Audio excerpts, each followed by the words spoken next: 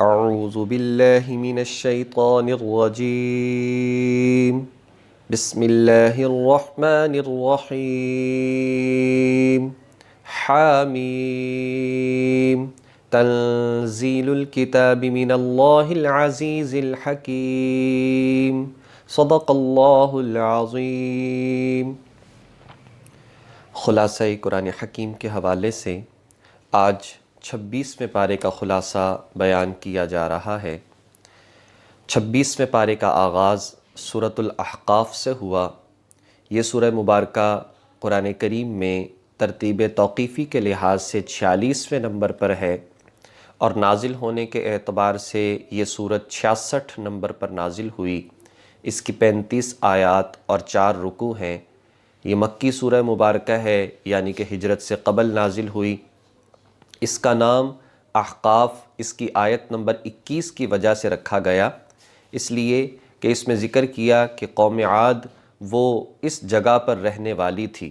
وہ جو جگہ تھی اس جگہ کا نام احقاف تھا۔ احقاف حقفن کی جمع ہے۔ حقفن کا معنی ہے ریت کا ٹیلہ۔ جہاں پر یہ قوم رہا کرتی تھی وہاں پر بہت سارے ریت کے ٹیلے تھے، ریتلی جگہ تھی۔ اس مناسبت سے اس سورت کا نام احقاف رکھا گیا۔ اللہ تعالیٰ نے اس کے آغاز میں حروف مقطعات کا ذکر کیا۔ حامیم حروف مقطعات میں سے ہے، جو کہ یہ قرآن کریم کے وہ حروف ہیں کہ جن کو پڑھنا ثواب ہے۔ اس کا معنی، اس کی مراد اللہ رب العزت ہی جانتے ہیں۔ ہمارا بس اتنا ایمان اور یقین ہونا چاہیے کہ یہ قرآن کریم کا حصہ ہے اور پڑھنے سے ثواب حاصل ہوتا ہے۔ اس کے بعد اللہ تعالیٰ نے قرآن کریم کی عظمت کو، حقانیت کو بیان کیا۔ یہ اللہ رب العزت کی طرف سے نازل کردہ اللہ رب العزت کا کلام ہے۔ اللہ تعالیٰ نے توحید کا بیان کیا، بت پرستوں کا رد کیا کہ اصل چیز یہ ہے کہ انسان توحید پر قائم رہے۔ توحید اللہ تعالیٰ کو ذات میں، صفات میں اور صفات کے تقاضوں میں ایک ماننا، اور اس کے مقابلے میں چاہے اللہ کی ذات میں ہو یا اللہ تعالیٰ کی صفات میں ہو یا عبادت کے اندر کسی کو شریک ٹھہرایا جائے، یہ باطل ہے، یہ رد ہے۔ آیت نمبر 7 سے 12 تک اللہ تعالیٰ نے مشرکین کا رد فرمایا، جو قرآن کریم کے حوالے سے، نبی علیہ الصلاۃ والسلام کے حوالے سے اعتراضات کیا کرتے تھے اور کہا کرتے تھے کہ دیکھو یہ قرآن کریم نعوذ باللہ اس نبی کا خود ساختہ ہے، خود بنایا ہوا ہے، یہ جادوئی کلام ہے۔ اور پھر کہتے یہ ایمان کوئی اچھی چیز ہوتی تو یہ غریب ہم سے سبقت نہ لے جاتے، بلکہ ہم پہلے ایمان لاتے۔ یہ ہلکی چیز ہے، یہ بیکار چیز ہے، یہ ایمان بے بنیاد چیز ہے، اس لیے ہم سمجھدار قسم کے لوگ ایمان نہ لائے اور یہ بے وقوف ایمان لے آئے۔ تو اس کا جواب دیتے ہوئے اللہ تعالیٰ نے 2 طرح کی اولادوں کا ذکر کیا۔ فرمایا کہ سمجھداری اور اسی طرح سے بے سمجھی، اس کا تعلق مال و دولت اور اس بنیاد پر نہیں ہے، بلکہ اللہ تعالیٰ نے 2 طرح کے لوگ پیدا کیے ہیں۔ دیکھو ایک اولاد وہ بھی ہوتی ہے جو کہ نیک ہو، اور دوسری وہ ہوتی ہے جو بد ہو، اور وہ پھر کس طرح کی دعائیں کرتے ہیں۔ نیک اولاد دعائیں کرتی ہے، یا اللہ ہمیں اپنی نعمتوں پر شکر گزار بنا دے، یعنی کہ ہم ایسے بن جائیں جو آپ نے نعمتیں عطا فرمائی ہیں ان پر ہم شکر ادا کرنے والے ہوں، اور اسی طریقے سے یا اللہ ہمیں ان کاموں پر لگا دے جو آپ کی رضا کا سبب بنتے ہیں، آپ کو خوش کرنے والے ہیں۔ یا اللہ ہماری اولادوں کو بھی ہماری طرح سے نیک بنانا۔ تو اللہ تعالیٰ نے اس اولاد کو ان چیزوں کی وجہ سے جنت کا وعدہ ان کے ساتھ فرما لیا۔ اور دوسری طرف دوسرے وہ لوگ ہیں جو بد قسم کے لوگ ہیں، وہ اپنے والدین جب ان کو نصیحت کرتے ہیں تو وہ اس نصیحت کو برا کہتے ہیں، وہ آخرت پر ایمان اور یقین نہیں رکھتے۔ ان لوگوں کا جو ٹھکانہ ہے وہ دوزخ ہے۔ تو دیکھ لیجئے یہاں پر یہ بات نہیں ہے کہ کوئی یہ بات کہے کہ جی ہم ایمان نہیں لائے، اس لیے نہیں لائے کہ ایمان بیکار چیز تھی، نہیں، بلکہ اصل یہ ہے کہ جو انسان اپنی نعمتوں پر شکر ادا کرنے والا ہو اور اللہ تعالیٰ کی رضامندگی کے اعمال کرنا چاہے، وہ پھر ایمان کے مقابلے میں اپنی عقل کو نہیں دوڑاتا، اور یہ جو والدین نصیحت کرتے ہیں اس کو برا نہیں سمجھتا۔ دیکھ لیجئے کہ جب والدین جو پہلے جن اعمال کو کر رہے تھے اگر وہ اعمال صحیح تھے، یہ اس پر چلیں گے تو کامیاب اور عقل مند کہلائیں گے، اور اگر اس کے مقابلے میں یہ غلط راستے پر چل پڑے اور صحیح بات کو چھوڑ دیا اور پھر اپنے آپ کو عقل مند کہا تو بے شک یہ کہتے رہیں لیکن یہ عقل مندی نہیں ہے۔ اس کے بعد قوم عاد کا تذکرہ فرمایا کہ قوم عاد آیت نمبر 21 تا 26 میں فرمایا کہ دیکھ لو وہ کیسی قوم تھی، مال و دولت والی تھی اور سب سے بڑھ کر قوت طاقت والی تھی، قد کاٹ کے حوالے سے بہت لمبے چوڑے قد رکھنے والی تھی، لیکن شرک ان کی زندگی میں آیا، ناشکری ان کی زندگی میں آئی، والدین کی نصیحتوں کو انہوں نے برا کہا، آخرت پر ان کا یقین نہ رہا، تو اللہ تعالیٰ کی ذات نے کیسے ہوائیں بھیجی، ہوا نے اٹھایا اور زمین پر پٹخ دیا۔ اے کفار مکہ دیکھ لو وہ کتنے طاقت والے لوگ تھے، اگر نافرمانی پر اتر آئے، اگر بیجا اعتراضات پر اتر آئے، اللہ نے ان کا انجام کیسا کیا، لہذا تمہیں چاہیے کہ اس سے عبرت حاصل کرو اور حق باتوں کا انکار نہ کرو۔ اللہ تعالیٰ نے اس صورت کے آخر میں فرمایا اے نبی صلی اللہ علیہ وسلم آپ کو اولو العزم پیغمبروں کی طرح صبر کرنا چاہیے، اس لیے کہ صبر کا انجام بہت اعلیٰ اور بلند ہے۔ اولو العزم بڑے پیغمبروں کو کہا جاتا ہے، جیسے کہ حضرت آدم علیہ السلام، حضرت نوح علیہ السلام، حضرت ابراہیم علیہ السلام، حضرت موسیٰ علیہ السلام اور خود نبی پاک صلی اللہ علیہ وسلم، یہ اس کے اندر شامل ہیں۔ تو فرمایا کہ آپ صبر کریں، صبر کا بدلہ جنت، صبر کا بدلہ اللہ کی رضا، اور اس کا انجام بہت ہی اچھا ہے۔ اس کے بعد سورہ محمد کا آغاز ہوا۔ قرآن کریم میں 47ویں نمبر پر یہ صورت ہے، 95 نمبر پر یہ صورت نازل ہوئی، اس کی 38 آیات اور 4 رکوع ہیں۔ مدنی سورہ مبارکہ ہے کہ ہجرت کے بعد نازل ہوئی، اس کا نام محمد رکھا گیا، اس کی وجہ یہ ہے اس کی پہلی ہی آیت میں اس میں محمد آ رہا ہے۔ 5 صورتیں ہیں جن میں نبی علیہ السلام کے ذاتی نام آتے ہیں، 4 جگہوں پر محمد آتا ہے اور ایک جگہ پر احمد آتا ہے۔ وہ 4 جگہیں جہاں پر محمد آتا ہے، ایک تو یہی سورہ مبارکہ ہے سورہ محمد، اور دوسری سورہ آل عمران کی آیت نمبر 144، اور اس کے بعد تیسرا سورۃ الاحزاب کی آیت نمبر 40، اور اس کے بعد جو ہے سورہ فتح جو ہے اس کی آیت نمبر 29 جو ہے اس کے اندر محمد آتا ہے، اور سورہ صف اس کے اندر احمد آتا ہے، جو حضرت عیسیٰ علیہ السلام نے بشارت دی تھی میرے بعد ایک نبی آئیں گے جن کا نام احمد ہوگا۔ جب قرآن کریم کی ہم تلاوت کر رہے ہوتے ہیں وہاں پر جب اس میں محمد آتا ہے تو صلی اللہ علیہ وسلم پڑھنے کی ضرورت نہیں ہوتی، جیسے جب ہم آذان دینے والا آذان دیتا ہے تو وہ ساتھ میں صلی اللہ علیہ وسلم نہیں کہتا، اسی طریقے سے ہم نماز میں جب پڑھ رہے ہوں اور نماز کے اندر سن رہے ہوں اس وقت بھی صلی اللہ علیہ وسلم نہیں کہا جاتا۔ کفار آگے ارشاد فرمایا کہ کفار باطل کی پیروی کرتے ہیں اور مومن حق کی پیروی کرتے ہیں۔ کفار جن چیزوں کے پیچھے چل رہے ہیں یہ باطل، بیکار اور بے بنیاد ہیں، اور مسلمان جن چیزوں کی پیروی کر رہے ہیں یہ حق ہے اور سچی باتیں ہیں۔ اور آگے ارشاد فرمایا اے ایمان والو، اے مسلمانوں، جب تمہارا ٹکراؤ ہو جائے ان نافرمانوں کے ساتھ تو کہا کہ ان کو قتل کرو اور باقیوں کو قید کر لو، اور جن کو قیدی بنا لو انہیں تم غلام باندیاں بھی بنا سکتے ہو، یعنی کہ یہ ایک اجازت دی۔ جو پہلے سے سلسلہ چل رہا تھا ظلم اور تشدد، اس کی اجازت نہیں دی گئی، بلکہ یہ ہے کہ ان کو رکھو، یہ تمہاری زندگی کو دیکھیں، پھر ان کو رکھ کر اصل میں حقوق بتانا تھا۔ ایک انسان جو آزاد ہو اس کے بھی حقوق ہوتے ہیں اور جو غلام ہو اس کے بھی حقوق ہوا کرتے ہیں، اس لیے کہ اسلام سے قبل غلام تو تھے اور بہت زیادہ سلسلہ تھا لیکن جانوروں سے بدتر سمجھا جاتا تھا۔ جب مسلمانوں نے ان غلاموں کو رکھا تو بڑے ان کے آداب اور بڑے اس طرح سے ان کے جو ہے ان کے لیے حقوق جو ہے وہ متعین کیے گئے، جس بنیاد پر سمجھ آیا، اور پھر غلاموں کو آزاد کرنا کئی چیزوں کا کفارہ قرار دے دیا گیا۔ غلاموں کو آزاد کرنا بہت بڑی عبادت اس کو قرار دے دیا گیا، بہت بڑا صدقہ اس کو قرار دے دیا گیا، پھر آہستہ آہستہ یہ سلسلہ ختم فرما دیا گیا۔ تو ارشاد فرمایا چاہے تم چھوڑ سکتے ہو ان کو، تمہاری مرضی ہے، اور چاہے تو ان سے فدیہ لے سکتے ہو، یہ بھی تمہاری مرضی ہے، اور چاہے تبادلہ کر لو کہ تمہارے جو افراد ان کی قید میں ہیں تم وہ چھڑوا لو اور تم ان کے قیدی جو ہیں وہ چھوڑ دو۔ آیت نمبر 38 کے اندر اللہ نے فرمایا اے مسلمانوں، اللہ کے راستے میں اللہ کے دین کی سربلندی کے لیے جہاد کرو، اللہ کے دیے ہوئے میں سے خرچ کرو، اگر تم ایسا نہیں کرو گے تو اللہ رب العزت تمہیں ختم کر دے گا اور تمہاری جگہ اور لوگوں کو لے آئے گا جو اللہ کو پسند کرتے ہوں گے، اللہ انہیں پسند کرتا ہوگا اور وہ اللہ تعالیٰ کے احکامات کے مطابق زندگی گزارنے والے ہوں گے۔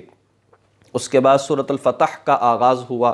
قرآن کریم میں ترتیب توقیفی کے لحاظ سے یہ سورت 48ویں نمبر پر ہے، نازل ہونے کے اعتبار سے 111 نمبر پر یہ سورت نازل ہوئی۔ اس کی 29 آیات اور 4 رکوع ہیں، مدنی سورہ مبارکہ ہے۔ اس میں فتح اس وجہ سے اس کا نام رکھا، دراصل اس میں 3 مرتبہ فتح کا ذکر آتا ہے، 3 مرتبہ اس صورت میں فتح کا ذکر آتا ہے۔ سب سے پہلے آیت نمبر 1 میں اِنَّا فَتَحْنَا لَكَ فَتْحًا مُبِينًا، کہ ہم نے آپ کو بڑی فتح، عظیم فتح دے دی ہے۔ اس کے بعد آیت نمبر 18 میں وَأَثَابَهُمْ فَتْحًا قَرِيبًا، اور ان کو ایک قریب فتح جو ہے وہ ان کے لیے اللہ نے متعین کر دی، انہیں جلد فتح دی جائے گی۔ اور پھر آیت نمبر 27 میں آتا ہے فَجْعَلْ مِن دُونِ ذَلِكَ فَتْحًا قریبا، اور اس نے جلد فتح ان کو عطا کر دی۔ تو یہ فتح کا ذکر آتا ہے، اس لیے اللہ رب العزت نے اس سورت کا نام سورۃ الفتح رکھا۔ اس میں صلح حدیبیہ کا ذکر کیا گیا، جو فتح سے مراد ہے وہ صلح حدیبیہ ہے۔ صلح حدیبیہ دراصل سن 6 ہجری میں نبی علیہ السلام نے ایک خواب دیکھا کہ ہم طواف کر رہے ہیں، صحابہ کرام ساتھ ہیں، ہم نے حلق کروایا، جانور ہمارے ساتھ ہیں۔ حضور علیہ السلام نے صحابہ سے کہا کہ بھئی ہم عمرے کے لیے چلیں گے، عمرے کی تیاری کیجئے۔ جب حضور علیہ السلام اور صحابہ کرام نکلے تو مکہ والوں کو خبر ہو گئی، وہ بھی باہر آ گئے اور انہوں نے کہا کہ مسلمان ہم سے جنگ کرنے کے لیے آ رہے ہیں، لڑنے کے لیے آ رہے ہیں۔ تو وہاں پر پھر جو ہے انہوں نے اجازت نہ دی، تو نبی علیہ السلام نے حضرت عثمان غنی رضی اللہ تعالیٰ عنہ کو حالات کا جائزہ لینے کے لیے اور یہ بتانے کے لیے بھیجا کہ آپ جائیں اور جا کر جو ہے یہ بات پوچھ لیں کہ ہم صرف یہاں پر عمرہ کرنا چاہتے ہیں اور کوئی ہمارا مقصد نہیں ہے۔ لیکن یہاں پر اجازت نہ ملی، اس بنیاد پر پھر نبی علیہ السلام، صحابہ کرام اور پھر کفار کے درمیان جو ہے کچھ معاہدات ہوئے، کچھ شرائط پر صلح ہوئی کہ اس سال آپ واپس چلے جائیں گے، اگلے سال آئیں گے، 3 دن کے لیے آئیں گے، اسلحہ لے کر نہیں آئیں گے۔ اگر کوئی کافر مسلمان ہو کر جاتا ہے مدینہ منورہ تو مسلمان اسے واپس کر دیں گے، اگر وہاں سے کوئی کافر بن کے آ گیا مکہ تو ہم واپس نہیں کریں گے۔ کچھ اس طرح کی شرائط تھیں، اس کو صلح حدیبیہ کہا جاتا ہے۔ اور اس سے مراد فتح مکہ بھی ہے کہ جو عظیم فتح دی گئی، اگلے ہی سال اللہ تعالیٰ نے مکہ مکرمہ کو فتح فرما دیا۔ ارشاد فرمایا کہ یہ سورہ مبارکہ ایسی ہے، بخاری شریف میں حدیث آتی ہے، نبی علیہ السلام نے فرمایا دنیا آخرت کے اندر جتنی چیزیں ہیں مجھے یہ سورت ان سب سے زیادہ بہتر ہے۔ پھر بیت رضوان کا ذکر آتا ہے اس کی آیت نمبر 18 میں۔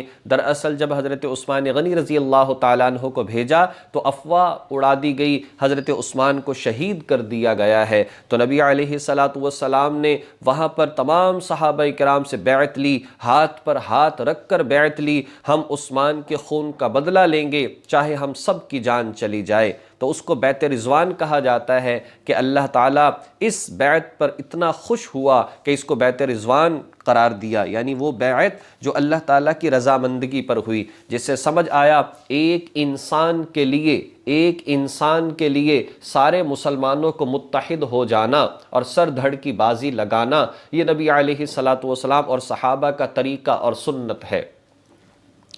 آگے ارشاد فرمایا کہ وطن سے دور، یہ لوگ وطن سے دور تھے اور ان کے پاس اسلحہ نہیں تھا، لیکن یہ اس کے باوجود اس بات پر متحد ہو رہے تھے کہ ہم اپنے مسلمان بھائی کو بچائیں گے۔ اس لیے اللہ نے فرمایا ید اللہ فوق ایدیہم، یہ جماعت ایسی تھی کہ ان کے ہاتھوں پر اللہ کا ہاتھ تھا، اس لیے کہ نیت سب کی بہت اچھی تھی۔ آخر میں ارشاد فرمایا محمد صلی اللہ علیہ وسلم اللہ کے رسول ہیں۔ دراصل یہ بات اس وقت پیش آئی جب صلح حدیبیہ کی تحریر لکھی جا رہی تھی، تو اس وقت اوپر لکھا گیا کہ یہ معاہدہ ہے محمد الرسول اللہ کی طرف سے۔ تو ادھر سے جو لوگ تھے وہ کہنے لگے اس بات کو کہ ہم تو اس بات کو تسلیم ہی نہیں کرتے، اگر اس بات کو تسلیم کر لیا جائے تو پھر ہماری اور آپ کی لڑائی کیا ہے، ہم آپ کو محمد رسول اللہ نہیں مانتے۔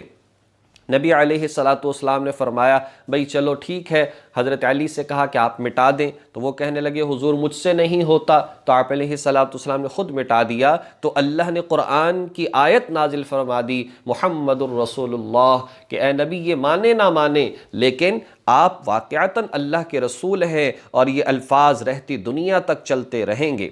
اس کے بعد صحابہ کرام کی عظمت کو بیان کیا، یہ صحابہ کرام بڑے عظیم ہیں، یہ آپس میں بڑی محبت کرتے ہیں لیکن کفار کے مقابلے میں بڑے سخت ہیں، ان کی نشانیاں تورات میں بھی ہے، ان کی نشانیاں انجیل میں بھی ہیں، یہ آپس میں بڑی الفت محبت سے رہتے ہیں، کفار کے حوالے سے بڑے سخت ہیں، اور یہ ایسے ہیں جیسے کہ دیکھو ایک کھیت ہو، اس میں شروع میں دانہ لگایا جائے، پھر اس کے اندر جو ہے فصل اگنا شروع ہوتی ہے، پھر کسانوں کو بہت اچھی لگتی ہے، لہلہاتی ہے، لیکن جو مخالفین ہوتے ہیں وہ برا سمجھتے ہیں۔ یہ صحابہ کرام بھی ایسے بالکل ایک سے شروع ہوا، اور اس کے بعد یہ بڑھتا چلا گیا، اور کفار کو یہ اچھا نہیں لگتا۔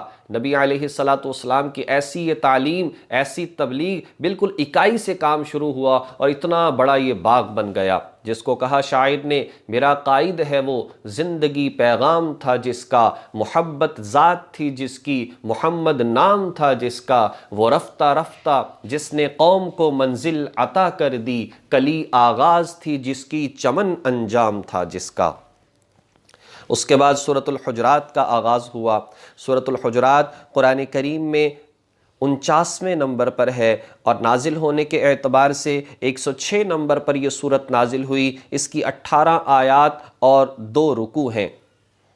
اس کا نام جو حجرات رکھا گیا، یہ مدنی سورہ مبارکہ ہے۔ اس کو سورۃ الاخلاق بھی کہا جاتا ہے، اس میں بڑے اخلاق اور زندگی گزارنے کے طریقے سکھائے گئے، اس لیے اس کو سورۃ الاخلاق بھی کہا جاتا ہے۔ اور حجرات اس کی آیت نمبر 4 کی وجہ سے کہا جاتا ہے، دراصل مسجد نبوی کے آس پاس نبی علیہ السلام کی ازواج مطہرات کے حجرے اور کمرے تھے، اس مناسبت سے وہ کچھ لوگ بدو قسم کے لوگ آئے تھے، وہ بیچارے ابھی اس طرح کے آداب نہیں جانتے تھے، وہ آئے اور حضور سے بات کرنا چاہتے تھے، اور باہر گھر سے انہوں نے آوازیں دینا شروع کر دی، یا محمد، اے محمد ہماری بات سنیے، اے محمد ہمیں فلاں چیز بتائیے۔ تو اس پر یہ بتایا گیا کہ یہ مناسب نہیں ہے کہ حضور کو گھروں سے آوازیں دینا شروع کر دو۔ شروع ہی کے اندر اللہ رب العزت نے آداب سکھائے اور فرمایا کہ اے لوگو، نبی علیہ السلام کی آواز پر تمہاری آوازیں بلند نہ ہوں، تمہیں چاہیے کہ حضور کی آواز کے مقابلے میں اپنی آواز کو پست رکھو، اگر تمہاری آوازیں بلند ہوئیں تو تمہارے اعمال ضائع ہو جائیں گے۔ آگے ارشاد فرمایا، کہا کہ کوئی انسان تمہارے پاس کوئی خبر لے کر آئے، اس کی تحقیق کر لیا کرو، یعنی سنی سنائی باتوں پر ویسے ہی یقین کر کے مت بیٹھ جاؤ، ورنہ ایسا نہ ہو تمہیں ندامت کا سامنا کرنا پڑے، اس میں تحقیق کر لیا کرو اور غور و فکر کر لیا کرو۔ دیکھو یہ بھی انسان پر جو ہے منحصر ہے کہ وہ انسان کیسا ہے، وہ انسان کیسا ہے۔ اگر خبر لانے والا واقعتاً بڑا سچا آدمی ہے، تجربات سے یہ بات ثابت ہے، متقی پرہیزگار ہے، تو بات کو ماننے میں کوئی حرج نہیں، لیکن جس کے بارے میں جانتا نہیں، یا سوشل میڈیا ہے وہاں پر بہت ساری باتیں آتی رہتی ہیں، تو اس وقت بغیر تحقیق کے بات کو پھیلانا آگے شروع نہ کر دو، اس لیے کہ حدیث میں آتا ہے انسان کے جھوٹا ہونے کے لیے یہی کافی ہے کہ جس بات کو سنے اس کو آگے بیان کرنا شروع کر دے۔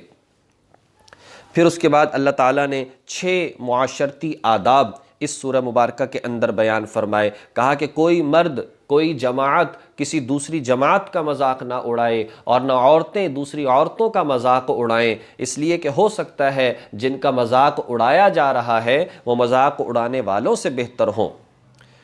پھر دوسرا بتایا کہ برے القاب کے ساتھ مت پکارو، الٹے ناموں کے ساتھ مت پکارو۔ نمبر 3، کسی کے ساتھ بدگمانی نہ رکھو، یہ بدترین جھوٹ ہے۔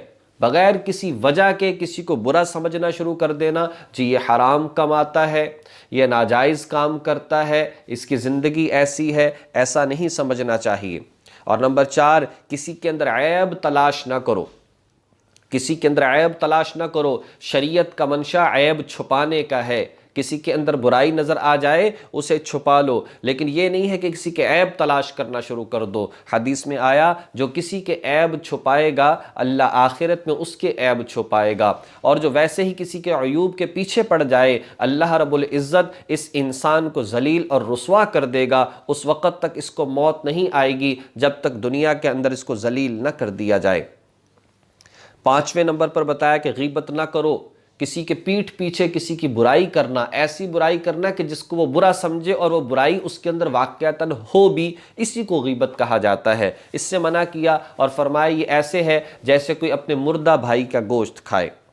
پھر ارشاد فرمایا کہ تکبر نہ کیا کرو، میرا قبیلہ، میرا خاندان، میری زبان، میرا حسب نسب ایسا ہے، فرمایا اس پر تکبر نہ کرو، یہ تو صرف اور صرف تعارف کے لیے ہے، اصل چیز تو تقوی اور پرہیزگاری ہے۔ اور آخر کے اندر ارشاد فرمایا کہ دیکھو لفظی اور ظاہری ایمان کبھی قابل قبول نہیں ہوتا، بلکہ وہ دل جس کے اندر صحیح ایمان ہو وہ دل ہونا چاہیے، اور وہ دل ایسا ہوتا ہے جو انسان کو جان اور مال کی قربانی کی تلقین کرتا ہے۔ سورۃ القاف کا آغاز ہوا، قرآن کریم میں ترتیب توقیفی کے لحاظ سے 50ویں نمبر پر یہ صورت ہے، نازل ہونے کے اعتبار سے 34ویں نمبر پر یہ صورت نازل ہوئی۔ اس کی 45 آیات اور 3 رکوع ہیں، مکی صورت ہے، قاف حروف مقطعات میں سے ہے۔ شروع ہی کے اندر قاف والقرآن المجید، اللہ نے قرآن پاک کی قسم اٹھائی، اور پورے قرآن پاک میں 6 مرتبہ قرآن کریم کی قسم اٹھائی گئی قرآن کریم کی عظمت کو بیان کرنے کے لیے۔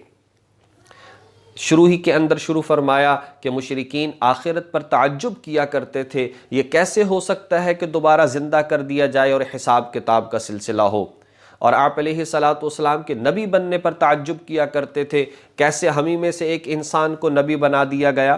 تو مشرکین کے سامنے پھر واقعات کا تذکرہ کیا اور کہا کہ دیکھو اسی طرح سے پہلے لوگوں نے تعجب کیا اور بے بات بے بنیاد جو ہے وہ اعتراضات کیے، تو دیکھ لو ان کا انجام کیسا ہوا۔ پھر آگے فرشتوں کا ذکر کیا کہ انسان کے ساتھ 2 فرشتے ہیں جو دائیں اور بائیں انسان کے اعمال کو لکھنے والے ہیں، کل قیامت کے دن وہ اس اعمال نامے کو پیش کر دیں گے اور انسان کو اس کا حساب دینا ہوگا۔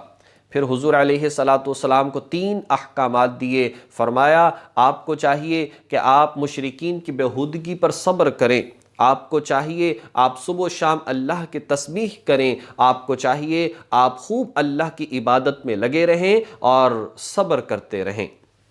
آپ کا کام نصیحت کرنا ہے، زبردستی نہیں ہے کہ آپ زبردستی لوگوں کو اسلام میں داخل کریں، آپ کا کام پیغام کا پہنچا دینا ہے۔ آپ سے قیامت کے دن یہ سوال نہیں کیا جائے گا کہ آپ نے لوگوں کو اسلام میں داخل کیوں نہ کیا۔ یہی بات ہمارے لیے بھی ہے، ہمیں پیغام پہنچانا چاہیے، ہمیں نصیحت کرتے رہنا چاہیے۔ ہم اس بات کے جواب دہ نہیں ہیں کہ آپ نے لوگوں کو اسلام میں داخل کیوں نہ کر لیا، آپ نے لوگوں کو گناہوں سے بچا کیوں نہیں لیا۔ پیغام پہنچانے کے حوالے سے ہم سے بات ہو سکتی ہے۔ اس کے بعد آخر میں سورہ زاریات کا آغاز ہوا، جو کہ قرآن کریم میں 51 نمبر پر صورت ہے اور نازل ہونے کے اعتبار سے 67 نمبر پر یہ صورت نازل ہوئی۔ اس کی 60 آیات اور 3 رکوع ہیں، مکی سورہ مبارکہ ہے۔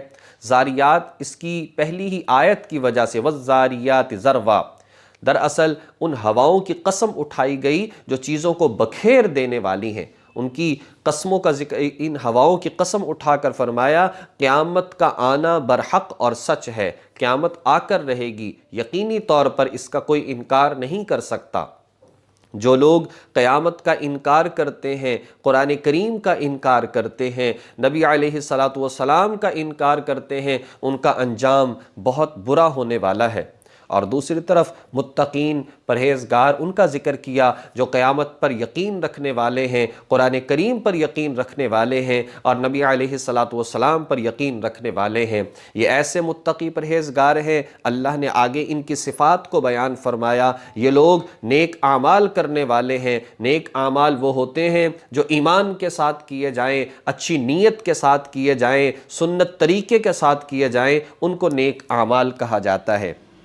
یہ ایمان والے، یہ متقین پرہیزگار وہ ہیں جو رات کو بہت کم سوتے ہیں، زیادہ وقت اللہ کی عبادت میں گزارتے ہیں، اور نمبر 3 جب صبح ہوتی ہے تو پھر استغفار کرتے ہیں، وَبِالْأَسْحَارِ هُمْ يَسْتَغْفِرُونَ، استغفار کرتے ہیں کہ یا اللہ جو عبادت کی کوئی کمی رہ گئی تو معاف فرما دیجئے۔ یعنی ان کے اندر عاجزی ہوتی ہے، عبادت بھی کرتے ہیں، پھر قبولیت کے لیے اللہ سے دعا بھی کرتے ہیں۔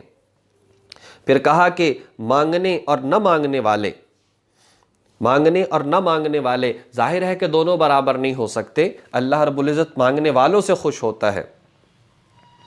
یہ جو متقین پرہیزگار ہیں، ان کو اگر دیکھا جائے یہ اللہ کی ذات سے مانگتے بھی ہیں اور پھر جو دوسرے لوگ ہیں ان کے اندر خرچ بھی کرتے ہیں، اور جو ان کے مقابلے میں کافر لوگ، وہ اللہ رب العزت سے دعائیں ظاہری بات ہے کہ کرتے ہی نہیں، وہ اور طرح سے اپنی امیدوں کو کسی اور کے ساتھ جوڑتے ہیں، لہٰذا وہ سب کچھ ہونے کے باوجود بھی پریشان رہتے ہیں اور بے اطمینان رہتے ہیں۔ اور آخر کے اندر اللہ تعالیٰ کی ذات نے اپنی قدرت، اپنی عظمت کے 3 دلائل بیان فرمائے، نمبر 1 زمین، نمبر 2 رزق اور نمبر 3 انسان۔ کہا کہ زمین کو دیکھو اللہ نے کیسا بچھونا بچھا دیا، اس میں راستے بنا دیے، اس میں میدان بنا دیے، اس میں چشمے اللہ نے جاری فرما دیے، اس میں پہاڑوں کو گاڑ دیا، یہ دیکھ لو زمین تمہارے فائدے کے لیے اللہ کی ذات نے بنائی۔ اللہ تعالیٰ نے رزق کا بندوبست فرمایا، اللہ کیسے بارشیں برساتا ہے، اللہ کیسے غلے اگاتا ہے، اللہ تعالیٰ کیسے سورج اور موسم کو بدلتا ہے اور سورج سے فصلیں پکتی اور فائدہ پہنچتا ہے۔ اے انسان اپنے اندر غور و فکر کر کے دیکھ لو ایک انسان دوسرے سے مختلف، رنگ مختلف، لہجہ مختلف، مزاج مختلف، اپنے اندر غور و فکر کرو اور اللہ کی ذات کو پہچان لو۔ اور آخر میں ارشاد فرمایا کہ دیکھو وہ فرشتے، ان کا ذکر کیا جو حضرت ابراہیم علیہ السلام کے پاس خوشخبری لے کر آئے تھے۔ ابراہیم علیہ السلام نے ان کو انسان سمجھا اور اپنی کریمانہ اخلاق اور صفت کی وجہ سے ان کے لیے کھانے پینے کا بندوبست کیا۔ وہی فرشتے ابراہیم علیہ السلام کو بیٹے کی خوشخبری سنا رہے ہیں، اور وہی فرشتے لوط علیہ السلام کی قوم پر عذاب بھی لا رہے ہیں۔ بہرحال ساری بات سے ہمیں یہ بات سمجھ میں آتی ہے، کامیاب وہ ہوگا جس کی زندگی میں ایمان ہو، جس کی زندگی میں نیک اعمال ہوں، اور ہر انسان وہ ناکام ہے چاہے سب کچھ ہو، لیکن اگر ایمان نہیں، اگر اعمال صالحہ نہیں، انسان سب کچھ کے ہوتے ہوئے ناکام ہے۔ اللہ تبارک و تعالی ہمیں قرآن کریم سے سچی وابستگی نصیب فرمائے، اس کے مضامین کو سمجھ کر عمل کرنے کی توفیق عطا فرمائے۔ وآخر دعوانا ان الحمد للہ رب العالمین۔